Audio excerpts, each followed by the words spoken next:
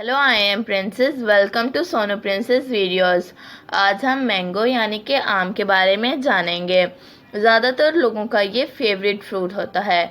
बाज़ लोग मैंगो को फलों का बादशाह भी कहते हैं। मैंगो का आगाज़ 4000 साल पहले इंडिया से हुआ। मैंगो की 100 से ज़्यादा किस्में हैं। सबका कलर और टेस्ट डिफरेंट होता है।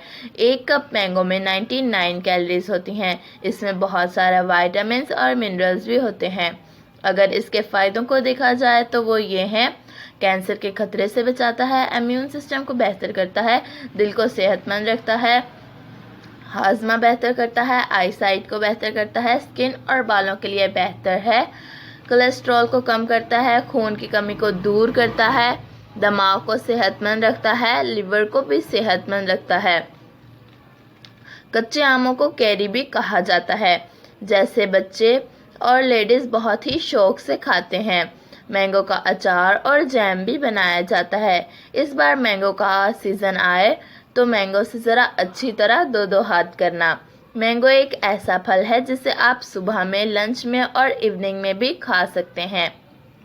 लेकिन याद रखें, फ्रूट्स को हमेशा खाने से 1 घंटा पहले या खाने के 2 घंटे बाद खाएं।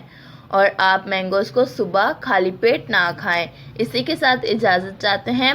मिलते हैं आपसे किसी और वीडियो के साथ। तब तक के लिए खुदा हाफिज़।